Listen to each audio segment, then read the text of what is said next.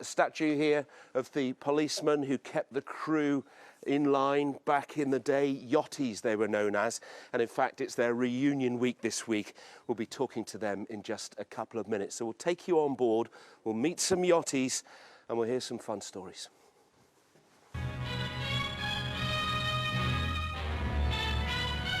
Our cameras go on board the Royal Yacht Britannia, now moored by Tower Bridge.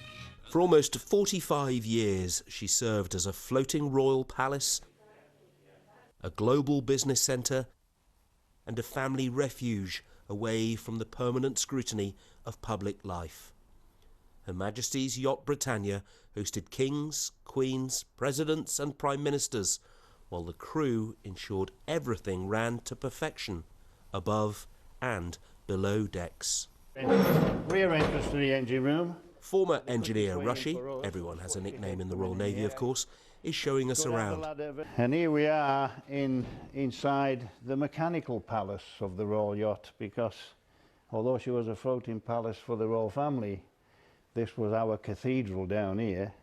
The engines haven't run for years, but when they did, nothing was left to chance, as the order came down from the bridge to set sail. If I had a loo ball failure, and we're waiting for a telephone call from the bridge that says, obey them. You know, at that point, the royal family are on board, and she's just about 30 foot up there. You cannot imagine that feeling. You can't see her, but the feeling of all of a sudden, the responsibility now for the safety and security of the royal family has come within this family. So we were really, I was the Queen's chauffeur, without eyes. I just did what the bridge told me, but we got her to the church on time. 1, 2, 3, 4.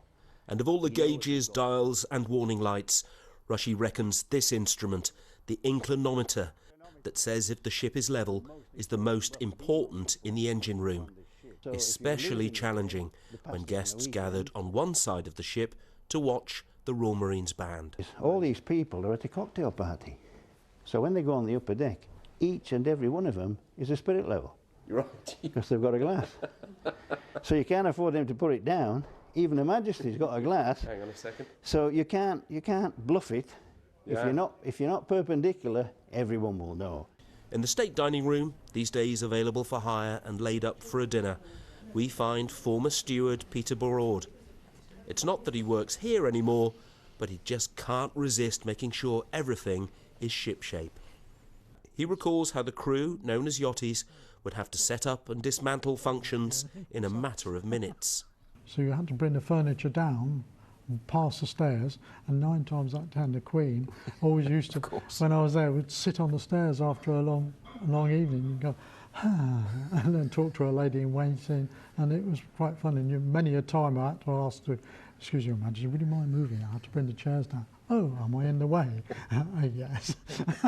And it was that sort of rapport you had. But within 20 minutes, it'd be all back in the right place, ready to start again. Keeping the crew fit and healthy were the cooks, the medics and the PTI, the physical training instructor. George Crozer explains how they made the most of the limited space with an ingenious take on tug of war.